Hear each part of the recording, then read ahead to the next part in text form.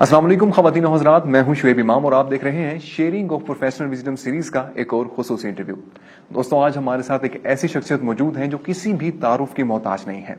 कई TV channels पर काम कर चुकी हैं और उसके साथ साथ कई मॉर्निंग शोज को भी होस्ट कर चुकी हैं। उसके साथ साथ मुंसलिक हैं लाहौर कलंदर के साथ और उसके साथ एक काबिल डॉक्टर भी हैं। जी, मैं बात कर रहा हूं डॉक्टर अरूबा की। Welcome to foundation ma'am. Thank you so much. अस्सलाम वालेकुम।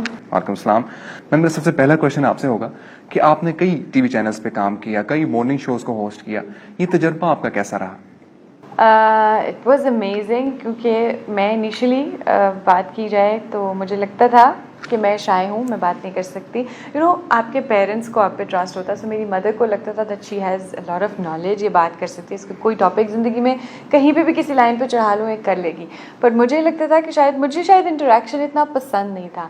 फिर इसी तरह एक इत्तेफाक से कोइंसिडेंस था कि मुझे एक दफ़ा ड्रामा की पहली दफ़ा ऑफ़र हुई, तो वो स्क्रीन एक बड़ी कास्ट के साथ, तो मुझे तब ना थोड़ा सा एक वो होता है, it was a big channel, private big channel. तो फिर मुझे आई आस्क्ड माय फादर कि क्या ये चीज़ है, if I could do, because मेरी फैमिली में कोई भी मीडिया से रिलेटेड नहीं है। नहीं सर, नहीं, आई थिंक आप पहले होस्टिंग से स्टार्ट करें। लाइक होस्टिंग के लिए यू शुड हैव एक आपका एक सतही इल्म के साथ, नॉलेज के साथ आप काम नहीं कर सकते हैं। आपको हर चीज़ को पढ़ना है, रिसर्च करना है, देन आप किसी से बात कर सकते हैं। तो फिर आई सेड नो। फिर लेकिन इत्तेफाक था कि उसी 1-2 महीने के अंदर मुझे एक और प्राइवेट चैनल से को होस्टिंग की ऑफ़र आ गई विद ब्रारुल हक। सो वो एक थोड़ी इन्फैचुएशन थी कि okay there is a star और मैं उनके साथ बैठूंगी, काम करूँगी। वो करते करते फिर मुझे मेरे अपने मॉर्निंग शो की ऑफ़र आई। सो मॉर्निंग शो में ये था कि इट वॉज़ लाइव, और लाइव के लिए आपने कॉल्स लेनी है, आपने अपनी ऑडियंस को डील करना है, और आपके पास हर रोज़ एक नया गेस्ट आएगा, एक नया टॉपिक होगा। So it was challenging for me initially, लेकिन आहिस्ता आहिस्ता फिर ये था कि आई स्टार्टेड लविंग इट। सो आपको पढ़ने का मौका मिलता है, आपको एक्सप्लोर करने का मौका मिलता है। और ऑब्वियसली जो मेरे साथ बैठे, क्योंकि मेरा मॉर्निंग शो कभी भी उन टॉपिक्स का नहीं था कि वो रोज़ मैं एक शादी वीक मना रही हूँ तो ये करी हूँ या वो करी हूँ। मैंने टॉपिक्स रखे होते थे, फॉर 5 डेज़ का था, तो 5 डेज़ अ वीक मेरे डिफरेंट टॉपिक्स थे, जो कि मेरा कोशिश होती थी कि at the end of the day कुछ ना कुछ नॉलेज जाए, जो देख रहे हैं, जो सीख रहे हैं। सो मेरे पास उस तरह के उसी टॉपिक से रिलेटेड लोग आते थे, तो मुझे खुद भी एब्जॉर्ब करें, क्योंकि हमारी ज़िंदगी लाइफ टाइम जो है वो एक लर्निंग प्रोसेस है। सो इट्स नेवर कि आपने कंप्लीट नॉलेज ले लिया। That's great. मैम, आगे बढ़ते मैम, मेरा दूसरा क्वेश्चन आपसे ये है कि आपने कई मॉर्निंग शोज किए और ख़वातीन की एक बड़ी तादाद मॉर्निंग शोज को देखती है और फिर उनके बताए गए तरीक़ेकार को या ट्रेंड्स को फॉलो भी करती है। मैम, मेरी आपसे ये गुजारिश है कि हम मॉर्निंग शोज को इससे किस तरह डिज़ाइन कर सकते हैं कि वो शऊर भी दें और एक अच्छे ट्रेंड भी सेट करें? ये बहुत अच्छा आपका सवाल है, क्योंकि अगर हम देखें तो जनरली एक जिस राह पे मॉर्निंग शोज़ चल पड़े थे, वो ख़वातीन देखती हैं, स्पेशली वो जो कि वर्किंग नहीं है, जिन्होंने घर में बैठे बैठे अगर कोई उनको नॉलेज मिल रहा है तो उनको एक काइंड ऑफ कॉम्प्लेक्स का शिकार किया जा रहा था कि ये पहन लो, ये लगा लो, ऐसे कपड़े होने चाहिए, ऐसा मेकअप होना चाहिए, ऐसे बाल होने चाहिए, आप ऐसे परफेक्ट होने चाहिए हो। एक तो वो खातून बैठी है घर पर, और हो सकता है हर एक के पास हर तरह के फाइनेंशियल रिसोर्सेज नहीं होते हैं, तो वो फिर अपने से आगे बढ़ने के लिए पता नहीं क्या क्या तरीके देख रही हैं, सोच रही हैं, और फिर at the end depression and complex का शिकार हो रहे हैं। सो ऐसे टॉपिक्स रखिए जो अवेयरनेस देते हैं। आपके मुल्क में, आपकी दुनिया में क्या क्या नई बातें हो रही हैं, क्या क्या नई चीज़ें हो रही हैं। सिंपल चीज़ें, जैसे हम कोई कैंपेन चला रहे हैं इन स्पेसिफिक, कोई एक साल में एक स्पेसिफिक टॉपिक होता है, उस कैंपेन को चलाने का मकसद क्या है कि वो बहुत आम जो है आवाम में, बहुत मैसेज में प्रिवेल कर रहा है, and it's dangerous. So awareness का मतलब है ताकि लोगों को पता हो, या तो उसको प्रिवेंट कर लें, या तो अगर वो चीज़ आ रही है तो उसको देख के जल्दी उसका डायग्नोसिस, उसकी तशखीस जल्दी करें, और फिर अपना यानी अवेयरनेस के हर तरह से आए।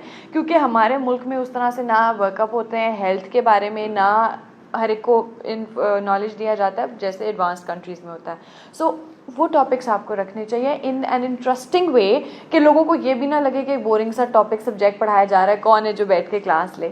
सो इन अ गुड वे के, और आसान तरीके से, कि उनको समझ में आए, चाहे वो हेल्थ रिलेटेड है, चाहे किसी की शादी भी होनी है, किसी की काउंसलिंग होनी है, कोई कितने तरह के प्रॉब्लम्स चल रहे होते हैं, तो हर तरह का टॉपिक रखना चाहिए। डेफिनेटली। मैम, अगर हम आपके एक्सपीरियंस की बात करें और जो लोग इस इंडस्ट्री में आना चाहते हैं, अपने कैरियर की शुरुआत करना चाहते हैं, उनके लिए एक हर्डल है और एक शिकायत भी है, वो अक्सर कहते नजर आते हैं कि यहाँ पे जो है खूबसूरती को ज़्यादा प्रेफर किया जाता है बनिस्बत टैलेंट के। मैम इस बात में किस हद तक सदाकत है? देखिए, अगर मैं बात करूं कि समटाइम्स ठीक है, ज़ाहिर पेरेंट्स बहुत लोग देखते हैं, करते हैं, आगे आता है, लेकिन आ तो जाता है, सेटल डाउन या रह वही सकता है जिसके अंदर टैलेंट होता है। तो शक्ल आपको एक इनिशियल पुश, एक किक स्टार्ट ज़रूर दे सकती है, लेकिन ये कैमरा और जो हमारी ऑडियंस है देखने समझने वाली, वो बड़ी समझदार है। जो चीज़ जो आ तो गया शक्ल के लिए, लेकिन ना उसके पास नॉलेज है, ना वो बोल सकेगा, ना वो मुंह खोलेगा, वो एक सर्टन कैटेगरी में रुक सकते हैं बट आगे नहीं बढ़ सकते, प्रोग्रेसिव नहीं हो सकते हैं। सो जगह बनाता वही है जिसके अंदर कुछ हो। सही। मैम आप एक डॉक्टर भी हैं, तो उस साइड पे जाने से पहले मैं एक आखिरी क्वेश्चन आपसे करूंगा होस्टिंग के हवाले से, कि एक अच्छे होस्ट में किन खूबियों का होना लाजमी है, जो कि मतलब स्किल्स को जज किया जाता है जब आप मीडिया इंडस्ट्री में जाते हैं, तो वो कौन सी स्किल्स है जिसकी बुनियाद पे आप एक अच्छा कैरियर बना सकते हैं? सबसे पहले आपके पास नॉलेज होना चाहिए, ठीक है। आप जो बात कर रहे हैं, जिसके बारे में कर रहे हैं, एक प्रॉपर वर्कअप, हिस्ट्री, इंटर्नशिप, पढ़ाई, किसी भी जो है उससे रिलेटेड चीज़ हो, आपके पास नॉलेज होगा, and then you have something कि आपने उसके ऊपर स्टडी प्रॉपर किया है, नॉट ये नहीं कि एक रात की वो एग्ज़ाम की तरह पढ़ के आ गए। सो आप ताकि जब अपने टॉपिक पे बात करें तो आपको महारत हासिल है, आप जो भी शख्स, जो भी एक्सपर्टीज़, जो भी अपने लेवल का टॉप नॉच बंदा आपके आगे बैठा दिया गया, so you are able to question that person. Question का मतलब ये नहीं है कि आपने उसकी क्रेडिबिलिटी को क्वेश्चन करना है, उसका बात का मतलब ये है कि वो नॉलेज लेकर आया उसको निकालना है, खुद भी सीखना है, और जिस मैसेज को पहुंचाने के लिए स्क्रीन पे बैठे हैं वो पहुंचाना है। मेरा एक और सवाल था आपसे कि आपने प्राइवेट सेक्टर में काम किया, प्राइवेट टीवी चैनल्स में काम किया, और अब पीटीवी में काम कर रही हैं आप। इन दोनों में डिफरेंस क्या है? पॉलिसीज का डिफरेंस क्या है? एनवायरनमेंट का डिफरेंस क्या है? क्या फ़र्क आपने महसूस किया? देखिए, अगर मैं ये बात करूँ तो मैं ज़रूर बात करूँगी, बिकॉज़ बहुत लोग जब मुझसे ये सुनते हैं कि अच्छा स्टार्ट तो एक प्राइवेट चैनल से किया, काफ़ी प्राइवेट चैनल्स पे काम किया, और उसके बाद गवर्नमेंट, सरकारी चैनल कौन देखता है, उसको देखता ही कौन है, लोगों के जहन में एक वो चीज़ है, जबकि ये एक इंटरनेशनल चैनल है, जो कि प्राइवेट चैनल्स हर नुक्कड़ कोने मुल्क में नहीं पहुंचते। ये सरकारी इदारा है, सरकारी चैनल, जो हर कोई देख सकता है, हर किसी के पास एक्सेस है। काम करने के हवाले से बोलूँ तो बहुत ज़्यादा प्रोफेशनल है। प्राइवेट इंस्टीट्यूशंस में आपको सिर्फ टीआरपी चाहिए, आपको रेटिंग चाहिए, उसके लिए कुछ भी कर लेंगे, इससे काम नहीं हो रहा, अगला पकड़ लिया, कोई कॉन्ट्रैक्ट नहीं, कोई पॉलिसीज़ नहीं, फिर पेमेंट, सैलरीज, आजकल अगर हम बात करें तो मीडिया इज़ इन डिक्लाइन, सब जानते हैं। So there is a difference. फिर एम्प्लॉयज़ को सैलरी टाइम पे नहीं मिल रही है, एंड दे ट्राई के पीछे रखें सो दैट जिसने छोड़ दिया उसकी स्किप कर दी। गवर्नमेंट में ऐसे नहीं है, और बड़ा एक सिस्टमाइज्ड तरीके से सब काम चलते हैं। आपका जो डेट फिक्स्ड है उस पर काम हो रहा है, ना डिले है, proper everyone is related, because उनको पता है कि वो जो काम कर रहे हैं उसको ठीक से करें। थोड़ा सा स्लो हो जाता है, लेकिन it's all good. Government is way better working with than the private, जो उसमें थोड़ी हाइप होती है, थोड़ी हर एक तक पहुंचता है, लेकिन I think I'd always prefer the government thing. सही। मैम आप एक डॉक्टर की हैसियत भी रखती हैं, तो मैम जो हामला खवातीन हैं वो अपना और बच्चे का बेहतरीन तरीके से ख्याल किस तरह रख सकती हैं? Okay, that is very important to know, क्योंकि अगर हम खाली सबसे पहले एक आम लड़की, बच्ची, खातून किसी भी उम्र की पाकिस्तान में ले लें, सबसे पहली जो हमारे यहाँ आती है वो आती है क्योंकि हमारी डाइट प्रॉपर नहीं होती, न्यूट्रिशन अच्छी नहीं होती, एनीमिया, जो खून की कमी है, और सबसे कॉमन जो है वो आयरन डेफिशिएंसी है। सो सबसे पहले औरत को, लड़की को, बच्ची को, हामिला खातून हो, सिंगल हो, उसको अपना ख्याल रखेगी तो ही किसी और का रख सकेगी। बल्कि आप आजकल तो बड़ी अच्छी कैंपेन्स भी चल रही हैं कि जब तक आप खुद स्ट्रांग नहीं हैं, आप अपना नहीं ख्याल रखेंगे, किसी और का कैसे रख सकते हैं। सो अपनी उनको वर्कअप करना चाहिए। जब कोई लड़की, कोई खातून ये सोच रही हैं कि उन्होंने आगे जाके कंसीव करना है, तो अपने ब्लड टेस्ट पहले करवाने चाहिए। इस चीज़ का ख्याल नहीं रखते लोग, तो क्योंकि जब आपको एक ऑलरेडी लोअर लेवल पे आपका जो आयरन चल रहा है, जब आप प्रेग्नेंट होंगे तो और ज़्यादा डिमांड बढ़ती है और नीचे चला जाता है, जिसकी वजह से बहुत सारे प्रॉब्लम्स हो सकते हैं, वो भी मैं आपको ज़रूर मेंशन करूँगी। उसमें क्या है कि प्रेगनेंसी से पहले, कंसीव करने से 3 महीने पहले एटलीस्ट फॉलिक एसिड और आयरन के सप्लीमेंट्स लेना स्टार्ट कर देने चाहिए। जब आप ये सोच रहे हैं, ये प्लान करें, या कोई ऐसी बच्ची जिसकी शादी होने वाली है, उसको भी चाहिए कि वो शादी से 3-4 महीने पहले ही आयरन सप्लीमेंट्स लेना शुरू कर दे। उसमें क्या होता है कि ये सबसे पहला इशू है कि जब खून की कमी होती है तो जो लोगों को देखने में जो लड़की महसूस करेगी उसको क्या होगा कि वो ईजीली थक जाती हैं, बहुत जल्दी उनका स्टेमिना ख़त्म हो जाता है, कमज़ोरी होती है, थोड़ा सा काम करती हैं तो सांस फूलने लगता है, दिल के प्रॉब्लम्स शुरू हो जाते हैं, दिल की धड़कन तेज़ हो जाती है। तो यहाँ से उनको पता चल सकता है कि उनके अंदर ये सिम्टम्स आ रहे हैं और उनको किसी न किसी फॉर्म में सप्लीमेंट की ज़रूरत है। अपनी डाइट को सबसे पहले अच्छा कीजिए और उसके बाद सप्लीमेंट्स ज़रूरी हैं लेना। सो ये पहली चीज़ आती है। उसके बाद इफ़ यू वांट के सारी लिस्ट इकट्ठी मैं मेंशन करूं, सो उसी से रिलेटेड प्रेगनेंसी में बहुत सारे इश्यूज़ भी हो सकते हैं जिनका ख्याल रखना ज़रूरी है, क्योंकि यहाँ पर इतना केयर नहीं की जाती कि बस कंफर्म कर लिया प्रेगनेंसी है, आगे जाके कोई चेकअप्स नहीं होते कि आपका मंथली वीकली प्लान्स चल रहे हैं। अगर आपका अल्ट्रासाउंड स्केड्यूल में आ रहा है, आपको डॉक्टर बता रहा है, तो वो इसलिए नहीं है कि आपने जाना है और आपका कोई खर्चा होना है या फिर उनको शौक है। ये ज़रूरी चीज़ें हैं। आपके ब्लड टेस्ट, हर जिस तरह कहा जाए तो बहुत सारी ऐसी ख़वातीन होती है जिनको नॉर्मल लाइफ में शुगर नहीं होती लेकिन प्रेगनेंसी में इन स्पेसिफिक हो जाती है, जिसको हम जेस्टेशनल डायबिटीज़ कहते हैं, जो कि 20वें हफ्ते से लेके 24वें हफ्ते में डायग्नोज करना या ब्लड टेस्ट हर हामिला खातून का करना ज़रूरी है, क्योंकि उसके बहुत सारे नुकसानात हो सकते हैं। जिसमें एक निशानी ये आ रही होती है कि जो बच्चा होता है उसका साइज़ बहुत बड़ा हो जाता है, फीटस का साइज़ बहुत बड़ा होने लग जाता है, जिसको हम मैक्रोसोमिया भी कहते हैं। इसी तरह बहुत सारी ऐसी ख़वातीन होती हैं जिनको नॉर्मल डेली लाइफ में ब्लड प्रेशर का मसला नहीं होता, लेकिन प्रेगनेंसी में ब्लड प्रेशर हाई रहने शुरू हो जाता है। और ब्लड प्रेशर हाई रहने से, जो कि अगेन आपके 20वें हफ्ते से शुरू होता है, आपका रेगुलर चेकअप्स होने चाहिए, जहाँ से आप में बहुत से प्रॉब्लम्स हो सकते हैं कि अगर आपका ब्लड प्रेशर हाई है तो ज़रूरी हो सकता है कि आपका जो बेबी है उसको ऑक्सीजन सही से नहीं जा रही हाई ब्लड प्रेशर की वजह से। और जब ऑक्सीजन नहीं जाएगी, क्योंकि खून का काम है कि उसने अपने साथ साथ ऑक्सीजन और न्यूट्रिएंट्स को कैरी करके बच्चे तक लेके जाना है, सो जब वो नहीं मिलेगी तो बच्चे की जो ग्रोथ है वो रिस्ट्रिक्टेड रह जाएगी। सो उसकी वजह से कॉम्प्लिकेशंस हो सकती हैं, अर्ली डिलीवरी हो सकती है, बच्चा की प्रीमेच्योर डिलीवरी हो सकती है, जिसमें बहुत सारे प्रॉब्लम्स हो सकते हैं। So there are unlimited problems अगर हम बात करें। और इसके साथ इन्फेक्शंस प्रेगनेंसी में बहुत ज़्यादा कॉमन है, क्योंकि हर चीज़ के चेंजेस आते हैं एक हामिला खातून के अंदर। उनकी जो क़ुव्वत मुदाफ़ियत है वो भी कम हो जाती है, उनके हार्मोन्स कम हो जाते हैं, स्ट्रेस ईजी हो जाता है, ईजीली वो स्ट्रेस भी ले लेती हैं, तो उसकी वजह से इन्फेक्शंस के बहुत ज़्यादा चांसेस होते हैं। तो अपनी क्लीनलीनेस, अपनी हाइजीन, हर चीज़ का ख्याल रखना चाहिए। So there is a long list if I can still name.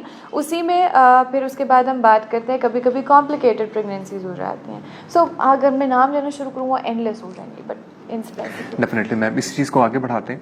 Ma'am, अगर हम देखें तो आजकल जो डिलीवरीज हो रही हैं बच्चों की, वो सिजेरियन ऑपरेशन के थ्रू हो रही हैं, नॉर्मल डिलीवरीज क्यों नहीं हो रही?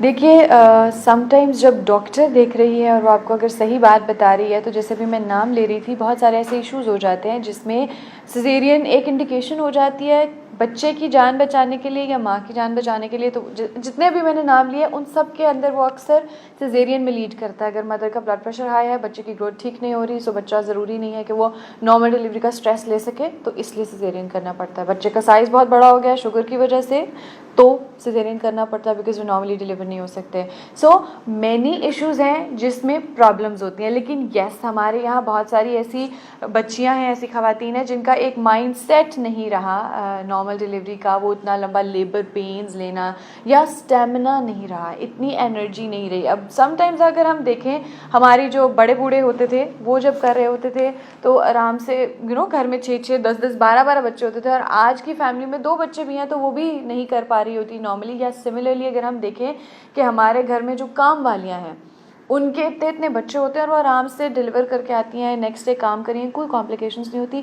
This is actually the lack of work, the physical activity. जो पहले ज़माने की खातून एक काम इस तरह से होते थे कि आपने हर फिज़िकल काम खुद करना है, ज़मीन पे बैठ के करें, जो आपके मसल्स जो हैं डिलीवरी के लिए निचले मसल्स स्ट्रॉन्ग करते हैं। सो वो एक्सरसाइज नहीं है। May be through out pregnancy ये एक्सरसाइजेस प्रोग्राम साथ साथ रखें, और मेंटली प्रिपेयर काउंसलिंग बहुत ज़रूरी है, क्योंकि वो एक 10-12 घंटे की लेबर है, 1 दिन 2 दिन का स्ट्रेस, और उसके बाद जो चीज़ जो natural process it's always good, so वो आपको वापस ले आता है। सिजेरियन की बहुत सारी कॉम्प्लिकेशंस होती हैं, आफ्टर 2 to 3 सिजेरियन आप नहीं कर सकते दोबारा कभी भी नॉर्मल। सो बहुत सारी कॉम्प्लिकेशंस हैं, अगर उनको सही से काउंसिल किया जाए तो माइंड सेट काउंसलिंग की भी ज़रूरत है।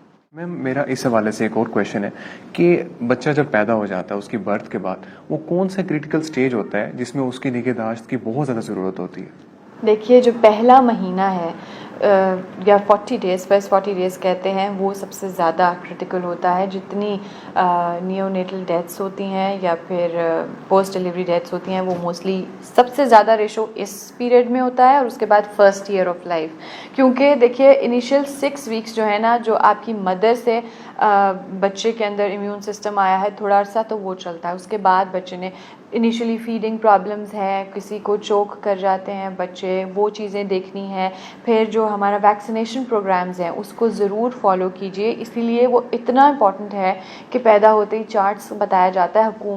हुकूमत की तरफ से फ्री वैक्सीनेशन इसलिए हो रही होती है बिकॉज़ बच्चे की इम्यूनिटी लो होती है, एकदम से इस एनवायरनमेंट, इस पोल्यूटेड एनवायरनमेंट में आते हैं तो बहुत इजीली कैच कर सकते हैं कोई भी इन्फेक्शंस, कोई भी प्रॉब्लम्स। सो वो पीरियड जिसके अंदर आपने उसकी सेहत का, उसके अंदर कोई चेंजेस आ रहे हैं, बच्चे के अंदर अब नॉर्मल चेंजेस आपके घर में बड़े बूढ़े होते हैं जिनको एक्सपीरियंस होती है, लेकिन ये कि मदर्स भी बहुत कुछ जानती हैं। अल्लाह एक माँ के अंदर खुद ब खुद ये चेंजेस उतारता है। हर आने जाने वाले की, हर समझाने वाले की बात भी नहीं सुननी कि ये खिला दो, वो खिला दो, ऐसे कर लो, वैसे कर लो।